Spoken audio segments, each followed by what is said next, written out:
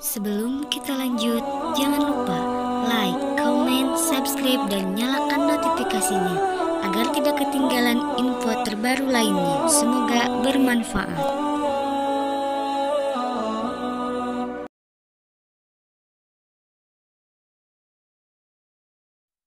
Kenapa muncul ini? Karena mereka menguasai media.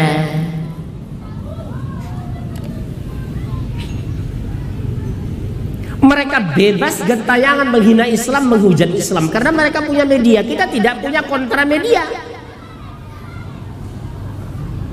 Contoh seperti kemarin, ratusan ribu umat Islam bangkit Tamrin Sudirman, yang memberitakan cuma 2 televisi, betul? Subhanallah. Ini permainan mereka, di brainwash, cuci otak. Anak-anak muda seperti ini apa menghancurkannya? Narkoba. Kedua, pornografi.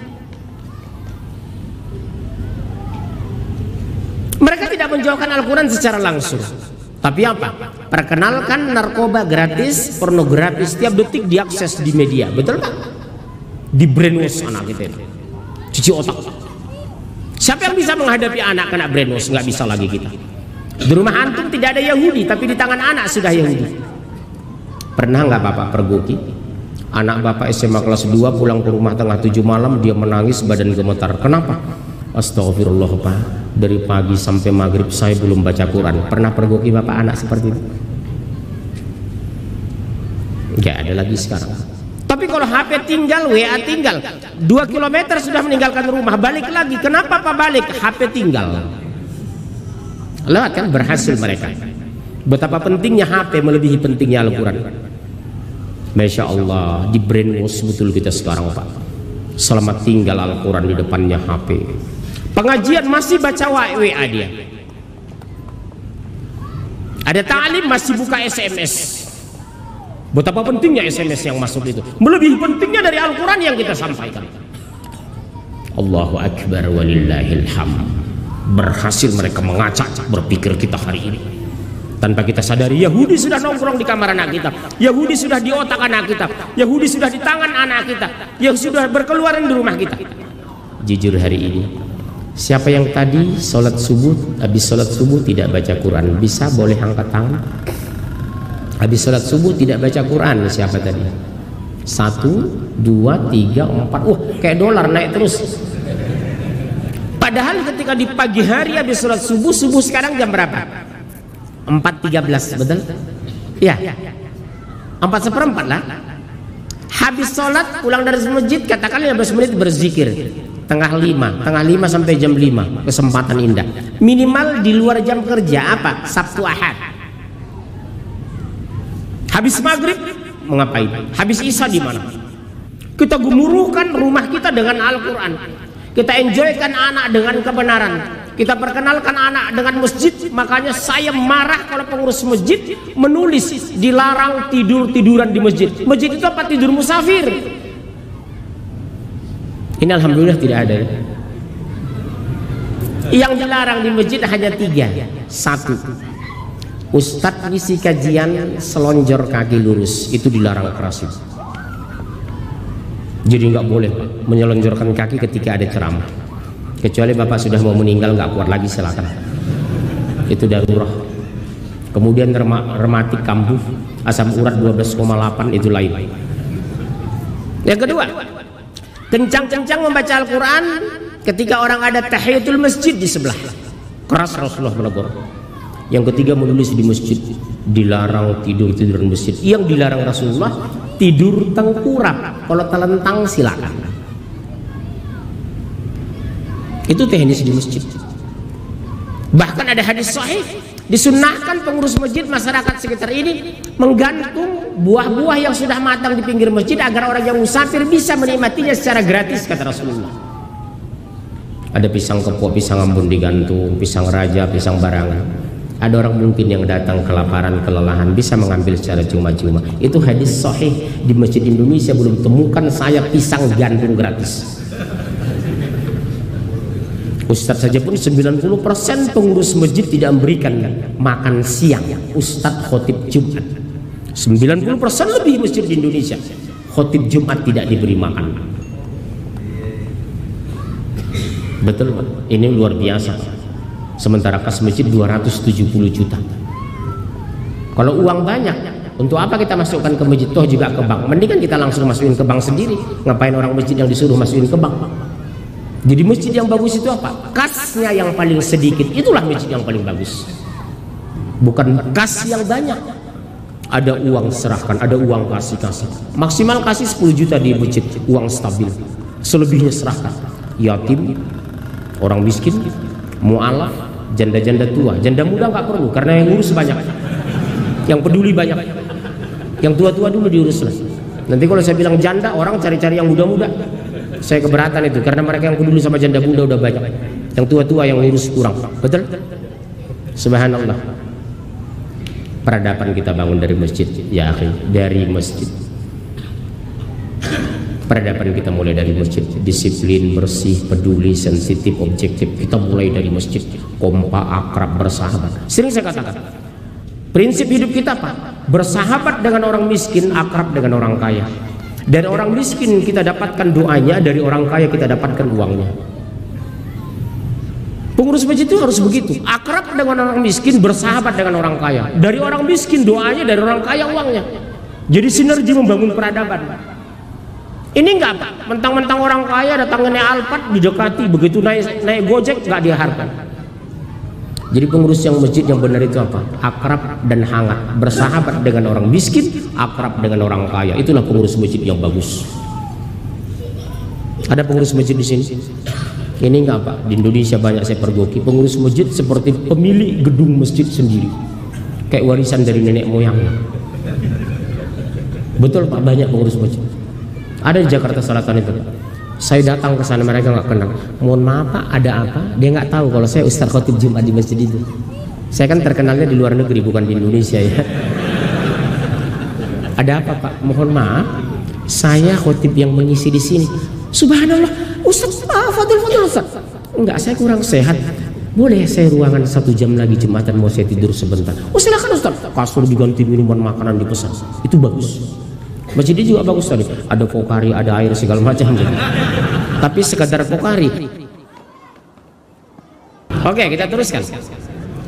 Setelah akidah dihancurkan, padepokan dimunculkan, aliran sesat berkembang. Apa yang mau mereka hancurkan lagi? Tahu apa? Tahu? Yang kedua mereka hancurkan, jauhkan syariah. Syariah itu apa? Hukum Islam. Yang mereka perkenalkan, Bapak tahu sekarang berhasil menghancurkan struktur negara Islam di dunia, bukan hanya Indonesia. Apa? Demokrasi dan HAM. Demokrasi dan HAM. HAM itu kan babi. Hem itu kan babi. Daging paha babi namanya hem. Betul kan Pak? Karena yang isunya dari Amerika dan Eropa. Eropa itu kafir, mereka Katolik. Katolik itu neraka. Kenapa kita pakai hem? Demokrasi itu bicara mayoritas, Islam bicara kebenaran. Mereka kebanyakan, banyak belum tentu benar, tapi benar lebih bagus banyak. Dari 200 anggota, 204 anggota PBB, 63 diantaranya negara mayoritas Islam yang menerapkan hukum Islam. Tinggal 7 negara sekarang dunia. Selebihnya demokrasi dan HAM. Berhasil mereka menghancurkan sistem Islam dan hukum itu, termasuk Indonesia. Makanya waktu melempar isu pilpres langsung dan pilkada langsung, saya orang pertama teriak tidak terima itu, karena itu orang-orang kafir menghancurkan negeri Islam.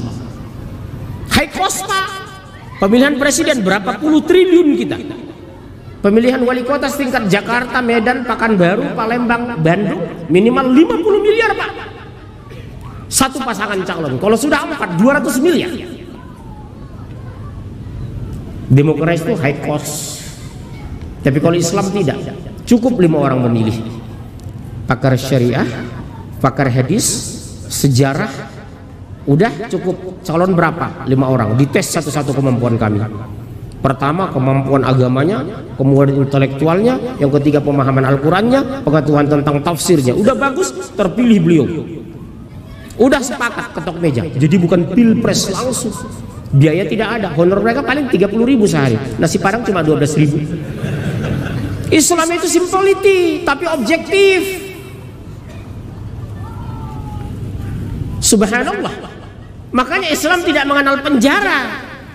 Berzina, cambuk, mencuri, potong tangan, objektif, transparan, preventif. Contoh, sini Dek, Mas, umur berapa? Udah nikah? Udah nikah? Yang sudah nikah, antum sudah nikah? Siapa yang sudah nikah? Antum belum? Terus siapa yang nikah di sini? Udah nikah? Sini Pak. Karena ada hubungannya dengan hubungan seks. Kalau belum menikah, bagaimana dia merasakan itu? Menghadap papan tulis. Bapak nama siapa? Mati. Asli dari mana? Wong Kito Galo. Iya, ada juga Wong Kito Gilo. Nih Bapak, Islam itu sempurna menginduksi hukum. Orang berzina itu dicambuk, yang dicambuk ininya. Hasil riset, kepala Pak Mardi dan kepala kita ini isinya 1,5 kg otak. Di sini terdiri 1 triliun sel menggerakkan manusia dari sel itu ke bawah, mengalir sistem saraf dari atas ke bawah. Pada saat melakukan hubungan seks dia berzina, seluruh tubuhnya merasakan sakit, nikmat, mulai dari kepala sampai ujung kaki. Sepakat? Cepat dia tuh. Karena empiris pengalaman. Betapa Islam itu melakukan hubungan seks saja pun dapat pahala. Bahasa Arabnya jima. Betul? Pada saat dia melanggar, melakukan zina, dia dicambuk, sistem saraf yang mengalir dicambuk. Cambukan pertama seluruh tubuhnya merasakan sakit. Pada saat dia melakukan hubungan seks seluruh tubuhnya merasakan nikmat. Ketika diberikan sanksi seluruh tubuhnya merasakan sakit. Adil nggak hukum Islam itu? Fair kan? Enak kan? Setiap satu peristiwa hukum beda sanksi. Begitu mencuri potong tangan. Udah silakan duduk. Terasa sakit nggak tadi? Enggak ya? Kenapa potong tangan? Secara fisik dan power mengambil pakai tangan. Mencuri, mengambil uang, tanda tangan proyek Hambalang pakai tangan. Dan tidak akan menyimpang. Tangan itu di sini. Kalau di sini sudah sikut, di sini sudah bahu. Gak mungkin hukum Islam membias. Pernah contoh dari Rasulullah dan ada hadisnya. Potong di sini bukan di sini. Uang kembalikan ke negara. Suaminya kembalikan ke keluarga, anak istri tidak dipermalukan. Bayangkan seorang pejabat terkena kasus korupsi, penjara 20 tahun. Selama 20 tahun, anak yang kuliah di UI, di UGM, ditanya temannya, "Babelu di mana?" Di penjara. 20 tahun tidak punya harga diri anaknya. Tetangga datang ke rumahnya, "Bu, mohon maaf, Bapak di mana? Besok mau ada undangan kenduri." Maaf, suami saya di penjara. 20 tahun istri kehilangan harga diri depan tetangga. Tapi Islam sempurna bicara hukum. Jangan libatkan nama anak dan istri karena pelakunya suami.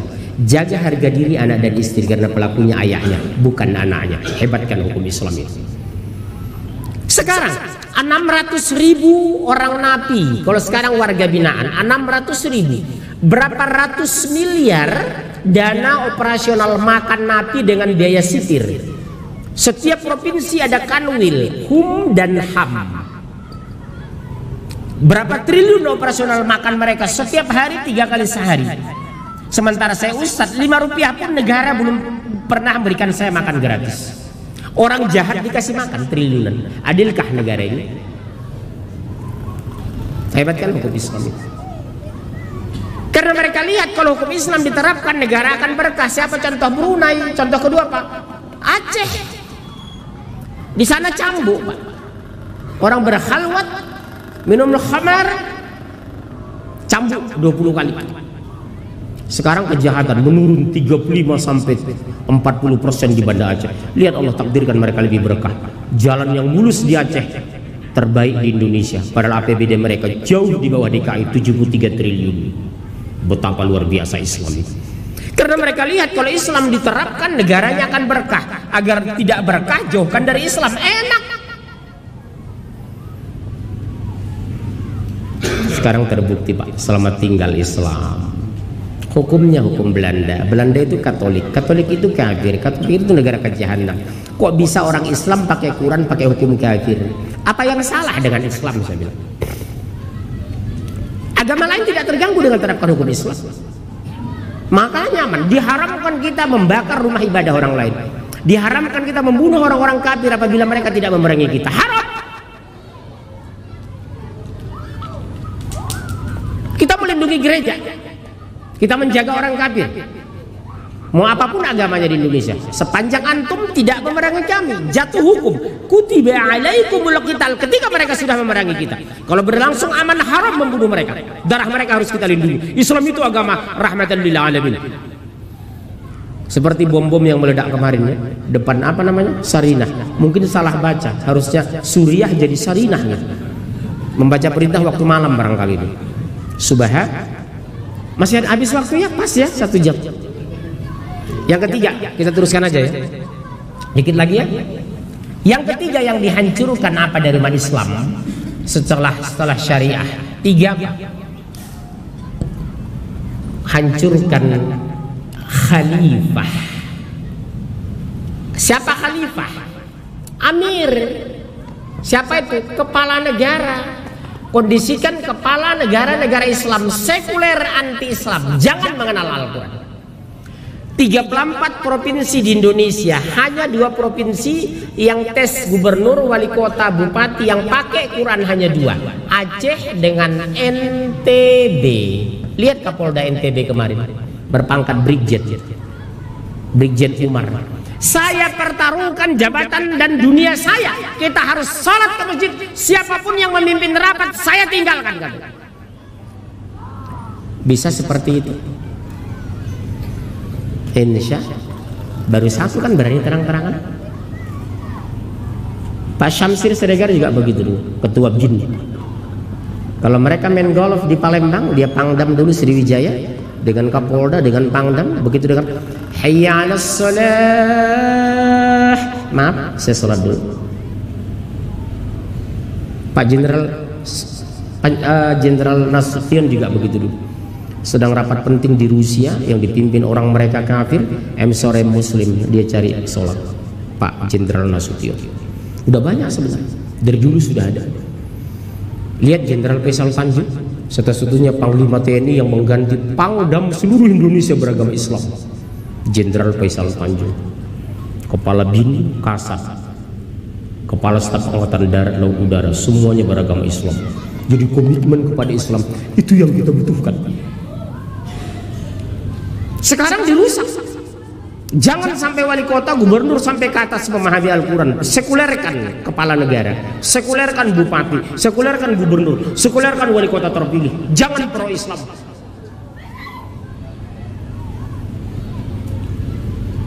Ahok diangkat karena apa? Dia Kristen. Itu wali kota Malang, sama-sama China, tapi Muslim, gak diangkat media kan? Padahal Malang salah satu kota udara terbersih di Asia. Kenapa nggak diangkat? Karena dia Cina Muslim.